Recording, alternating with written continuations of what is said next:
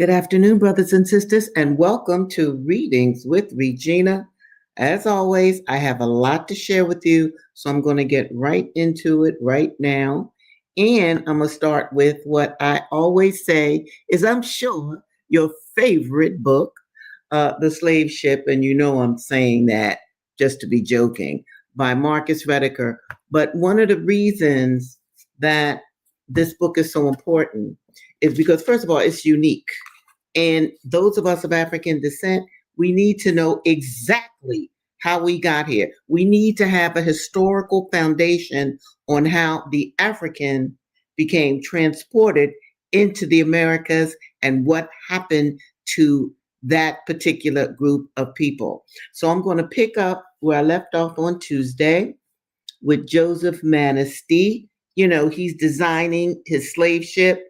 He wants his slave ship to have particular dimensions that I want to share with you. So here we go.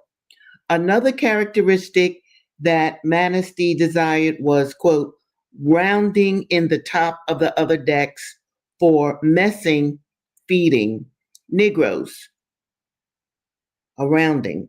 On lower deck, laid fore and aft, end of quote. The ribs or timbers were to be left high enough to support rails all round the vessel, probably in part to facilitate the addition of netting designed to prevent suicidal slaves from jumping overboard. Finally, he wanted sheathing to protect against the worms that would bore through the hulls in Africa's tropical waters. He ordered an extra lining of deal boards coated, as was standard, with tar and horsehair to be tacked on while the vessels were still in the stocks. Vessels would later be sheathed in copper. Probably because of the war and the dangers of capture, Manistee wrote that he, quote, wouldn't have as little money laid out on the vessels as possible, end of quote. He wanted plain sterns, no quarter windows, and little or no work to be done by joiners in the captain's cabin. He wanted everything done in a frugal, suitable manner.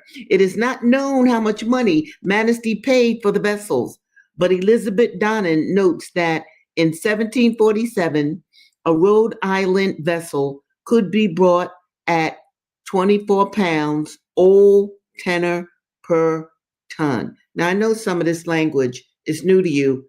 Check it. It's new to me too.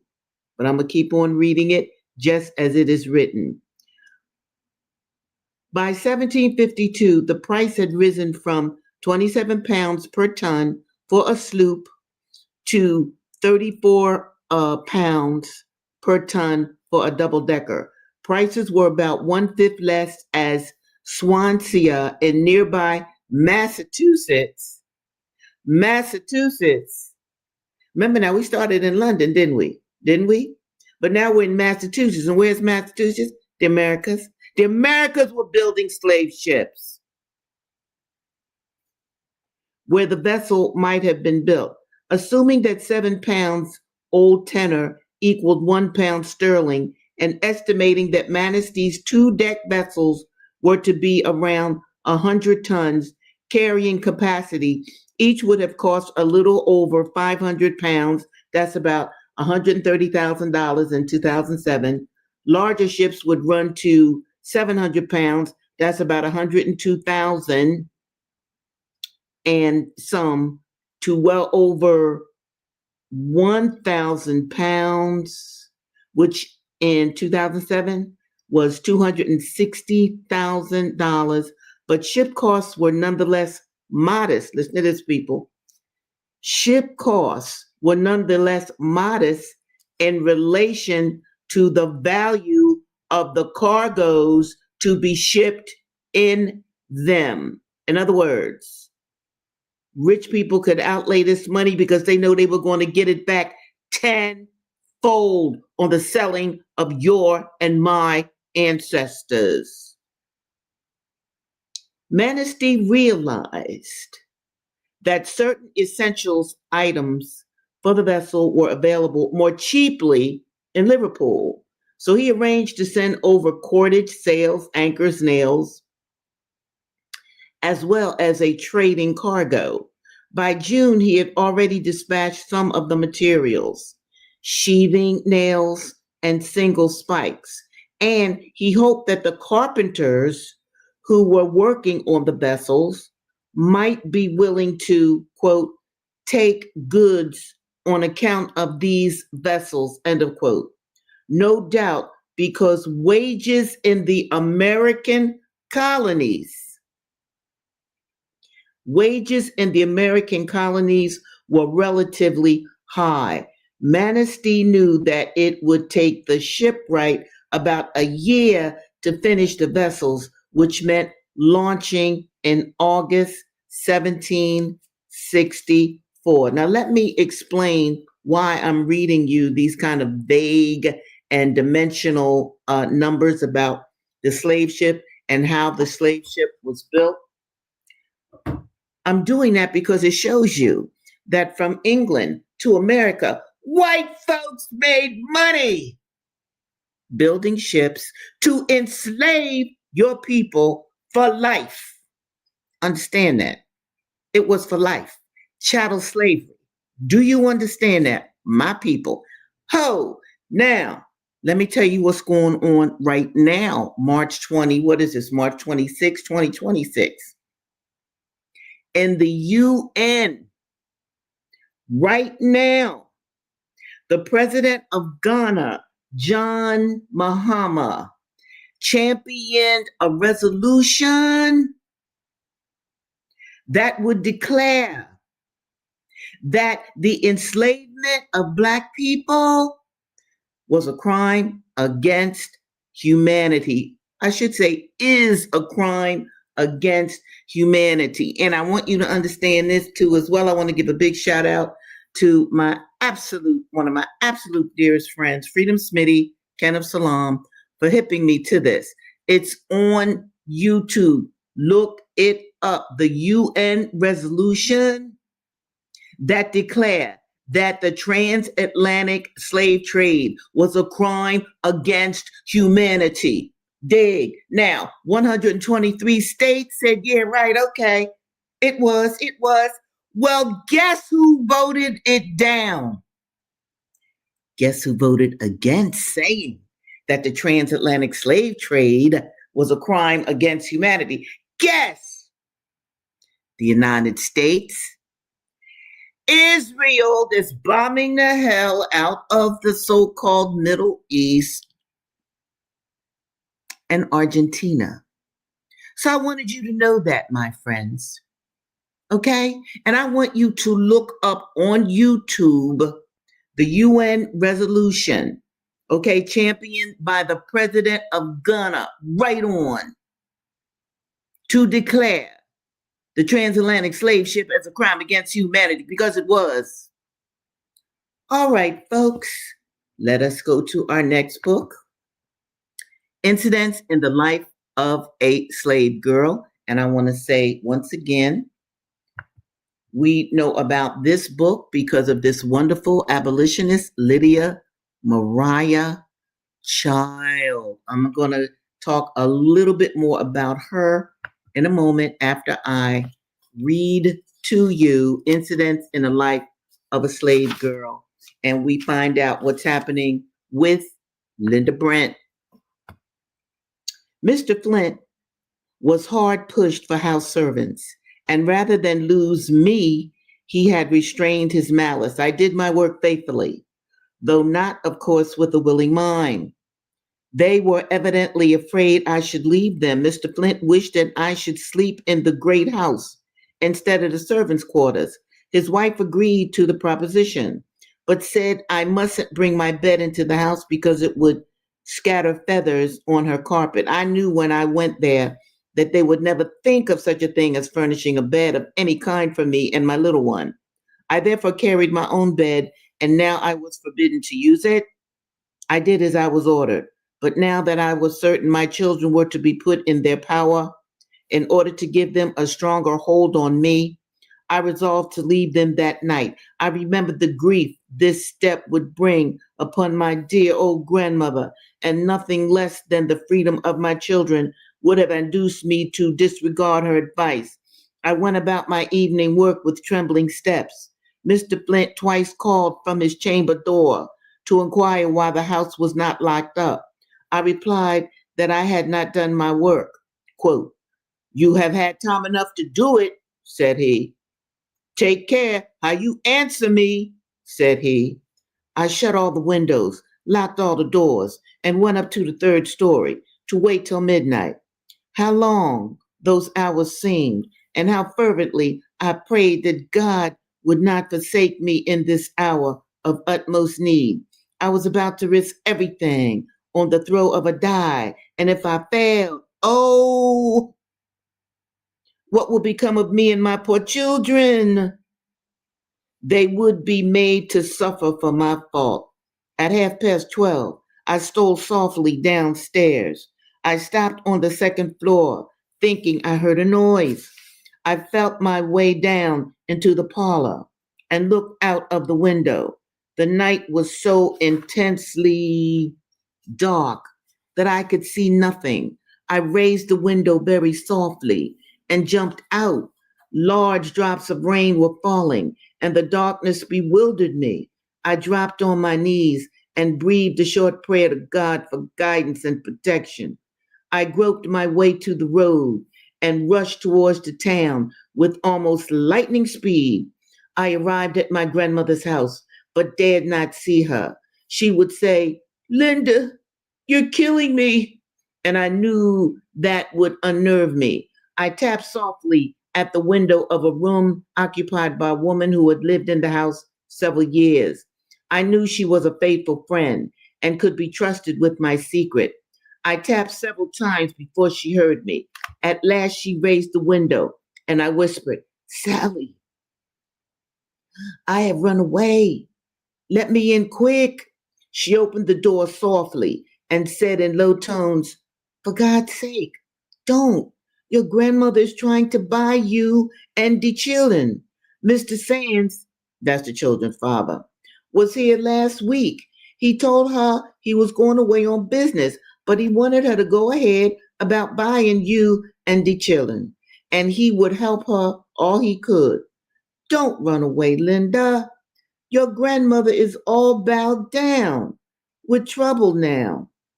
I replied, "Sally, they are going to carry my children to the plantation tomorrow, and they will never sell them to anybody so long as they have me in their power.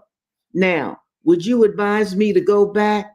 "No, child, no," answered she. "When they find you's gone, they won't want the plague of the children. But where is you going to hide? They knows every inch of this house."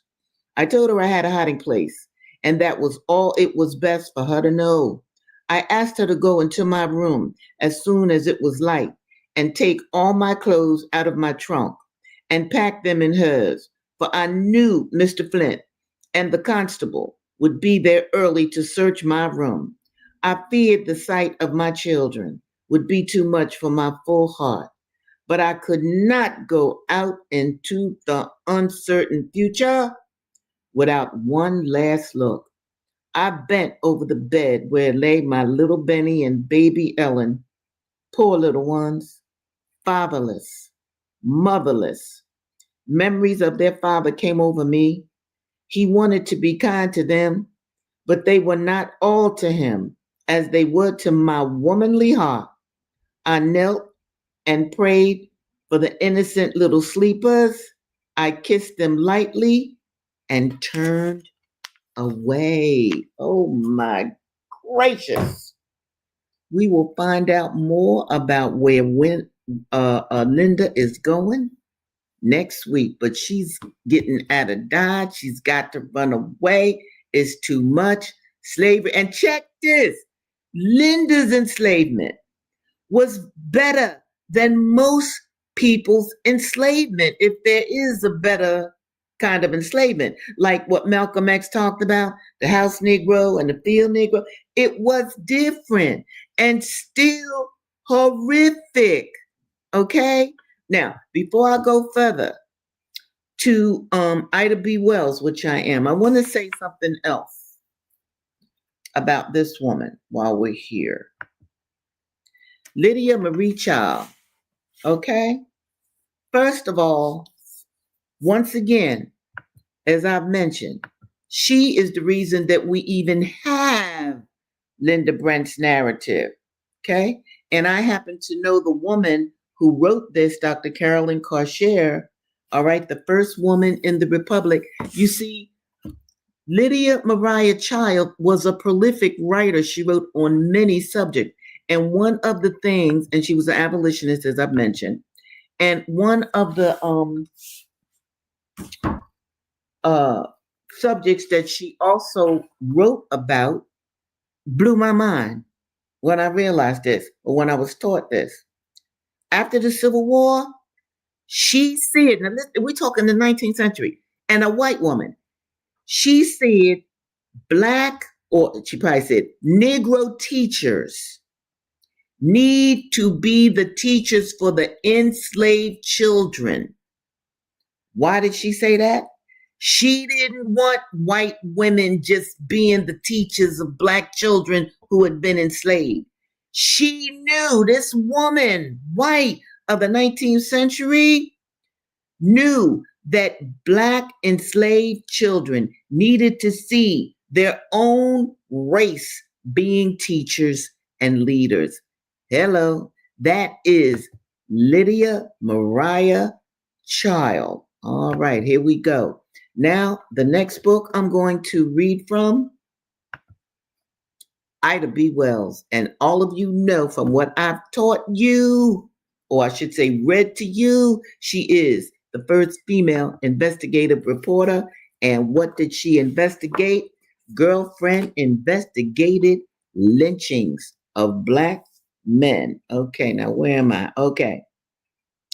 In Natchez, Mississippi, one of the most beautiful homes of one of the leaders of society was pointed out to me. I was told the story of how the mistress of that home had given birth to a child remarkably dark, and how her colored coachman left town on hearing the news. The Memphis Scimitar published a story of how a young girl who had made a mistake had been awaiting confinement in the home kind-hearted women provided for such cases. How she too had given birth to a colored child. And because she would not tell the name of the rapist, that's what the newspaper called the brother that impregnated this white girl, a rapist. A rapist! This is how they describe Black men, all right? And this is how they tried to say the white women's reputation was besmirched by a rapist. If this child had a baby by a Black man, she laid down with a Black man. Do you understand that, people? But I really want you to get this point. This is the lies that the media of that day presented about interracial relationships. That the white woman would never be with a Black man, never. You know that's a lie. It's a lie today, right? So the Black man had to be described as a rapist. And this woman was bundled out of the home to the public ward of the county hospital. I had also sworn, or I'd seen the sworn statement of a mother whose son had been lynched. God, Lord Jesus. Whose son had been lynched, that he had left the place where he worked because of the advances made by the daughter of the house. Now, look, white girl going after a Black man. He gets lynched. He's called a rapist. When it was a white woman all along that went after him. Ida B. Wells saw these things and wrote about them. The boy had fallen under her spell and met her often until they were discovered, and the cry of rape was raised. Here we go. A handsome young mulatto, he too had been horribly lynched for rape. It was with these and other stories in mind in that last week in May 1892 that I wrote the following editorial. 8 Negroes lynched since the last issue of the Free Speech. 8. Okay. I feel the speech, but I'm going to hold it back because I have a lot to share with you today. 8 Negroes lynched. Lord have mercy. Since last issue of the Free Speech, 3 were charged with killing white men and 5 with raping white women. Here we go again. Nobody in this section believes the old threadbare lie that Negro men assault white women. If Southern white men are not careful, they will overreach themselves and a conclusion will be reached which will be very damaging to the moral reputation of their women. See, white men wanted to act like their women were the most beautiful and so just virginal, okay, delicate. No, they weren't. But this is the image that they presented of the white woman in the media. So if in fact a white woman was caught with a black man, then the black man had to have been a rapist, because a fabulous, darling white woman would never be with a black man, according to the media at that time. The editorial furnished at last the excuse for doing what the white leaders of Memphis had long been waiting to do: put an end to the free speech. That is her paper. The paper appeared that Saturday after I left home. On the following Monday morning, the commercial appeal appeared, reproducing that editorial in the first column on the editorial page, and called on the chivalrous white men of Memphis to do something to avenge this insult to the honor of their women. It said, quote, "The black wretch who had written that foul lie should be tied to a stake at the corner of Main and Madison Streets, a pair of tailor's shears used on him," assuming Ida was a man, "and he should be burned at a stake." Now I'm going to stop right there because I want to emphasize to you that right after slavery, in many American towns, in the center of the town, they would have a stake where black men could be tied, beat almost to death, or lynched. Oh, the lynching of black males, that was a part of American society. So, like I told you about the resolution that was just passed by the UN, okay, that said slavery, the transatlantic slave trade, was a crime against humanity. All right. Yet the United States voted against it. And we're talking about the United States that had a whipping post in the center of towns where they could lynch black men, where they could burn black men alive. Do you understand that, my people? Because I want you to understand what this country has done to your ancestors. And don't think that restlessness doesn't reside within you right now, because it does. Here we go. Okay, so now I'm going to read Asada. And I have several other things to say about Asada. So I'm going to get right to the reading. Here we go. Asada's in jail now. Okay. All right. Where am I? In that jail. No, didn't I read this? No, I don't think I did. In that jail, it was nothing to see a woman brought in all beat up. In some cases, The only charge was resisting arrest. A Puerto Rican sister was brought in one night.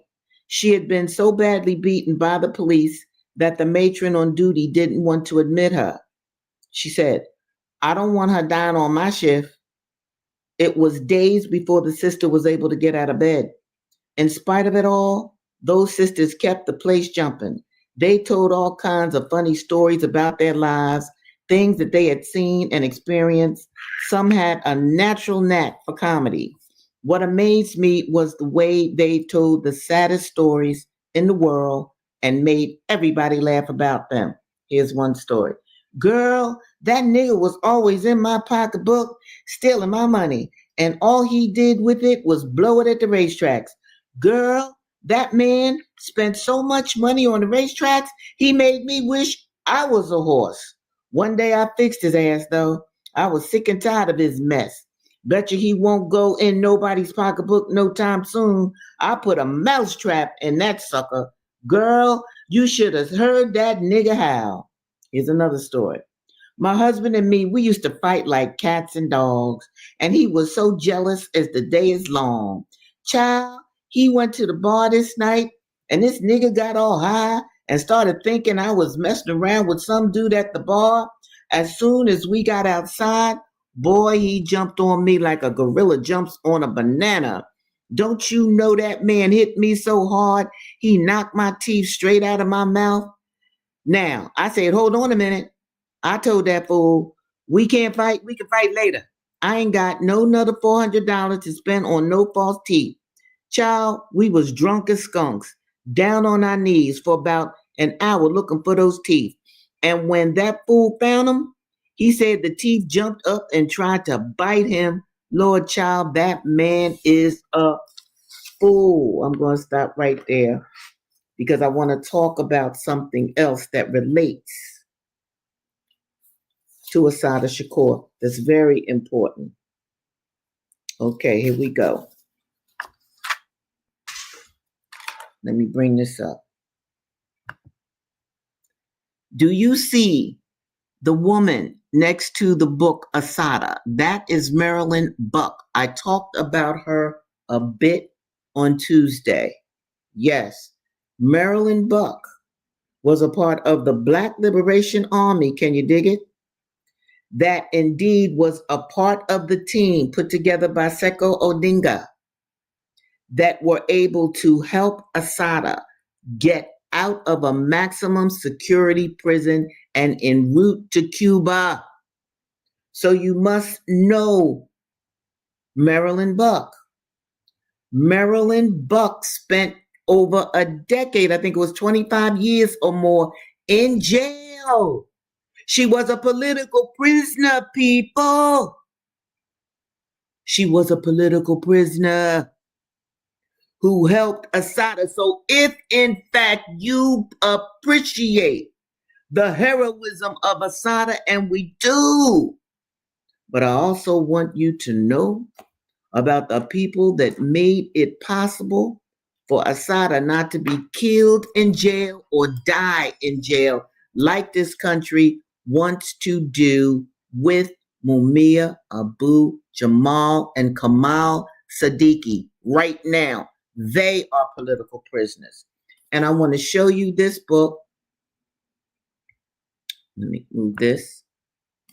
Hauling Up the Morning.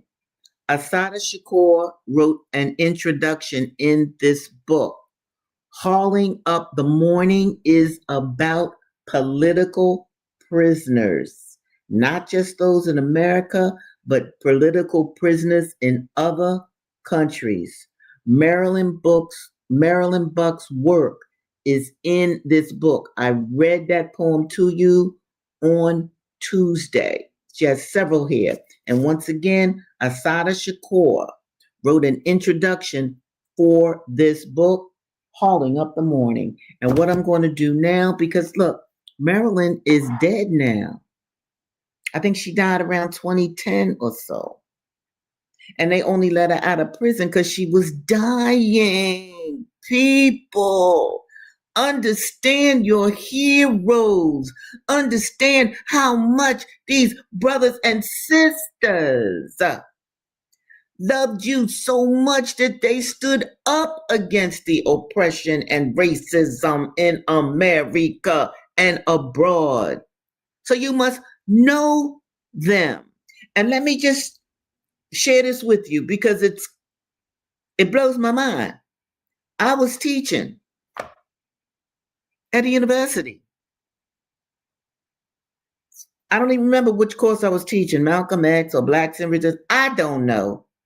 Nevertheless, this darling little white girl comes up to me, one of my students, and she says, Professor Jennings, Marilyn Buck is my aunt. I almost fainted. I knew about Marilyn Buck. I had never met her or anything like that. And here her niece was in my class. People, look for the magic in your lives. Look for what you cannot explain. Me and that young girl were in contact for many years. So this is Marilyn Buck. I'm about to read to you from her book, Inside Out. Inside Out. You should buy her book. Marilyn Buck was a poet. Assata Shakur was a poet. All right. I'm going to read from Inside Out. Listen to this. Prison.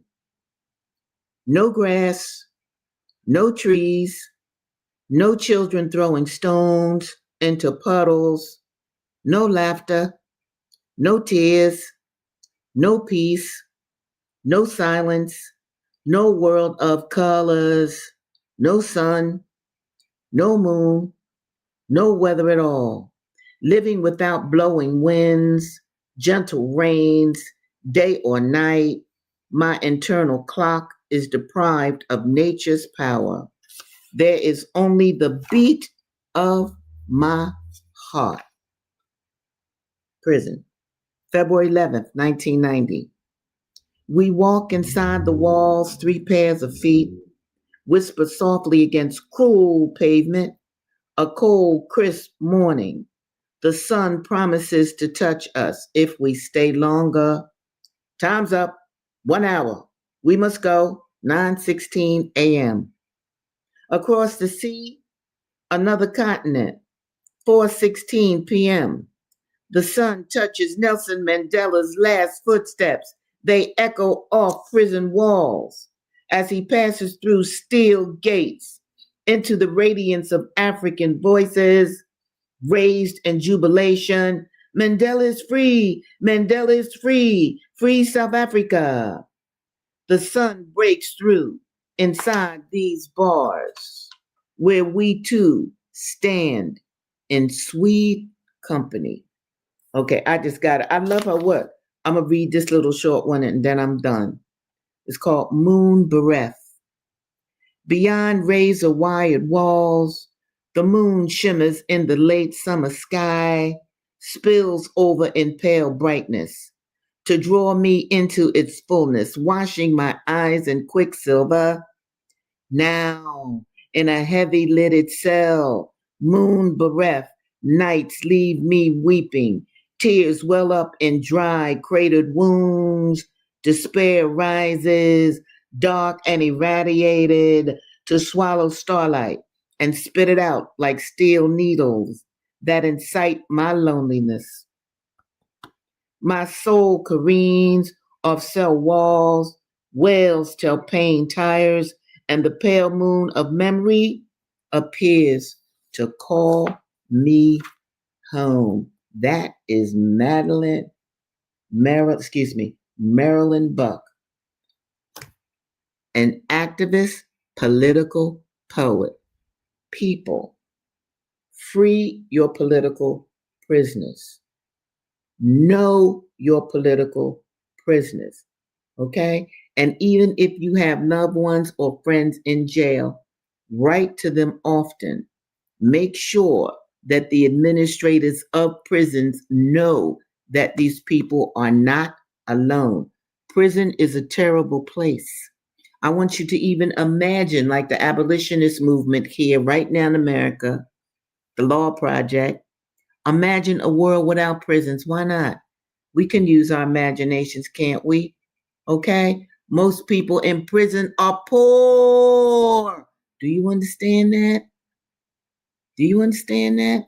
Rich people don't go to jail, and if they do, they go to a jail like a part of jail, I should say. Okay? That's not like regular working class or poor people go.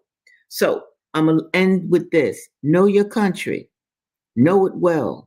Understand that the United States and Israel, because Israel wants to take over the world. I shudder to think if Israel ever tells the United States, kill all the black people, because they told the United States, kill the Iranians. And do you know what they're doing in Iran? They're making sure that they bomb all of Iran's historical sites. Okay? Iran is a civilization thousands upon thousands of years old. And just like they did in Iraq, they are making sure that they bomb their historical sites. All right, brothers and sisters, I have overstayed my time, but these things that I share with you are very important. And I want you to get a globe if you don't already have one. Look at the geography of the world. Do that. Teach that geography of the world to your children or grandchildren or other people's children. That's important. Let them really have an understanding of what it means to go to war with these countries that have not done a doggone thing to America. All right. That's my last statement, except to say I love you dearly. I pray for you every night and every day. And I appreciate your supporting Readings with Regina. Do hit that like button. I will see you next Tuesday, right here, same time, same place. You take really good care of yourself. You join some kind of organization that will make a difference in this country, and do something nice for yourself and those whom you love. All right, people. See you next week.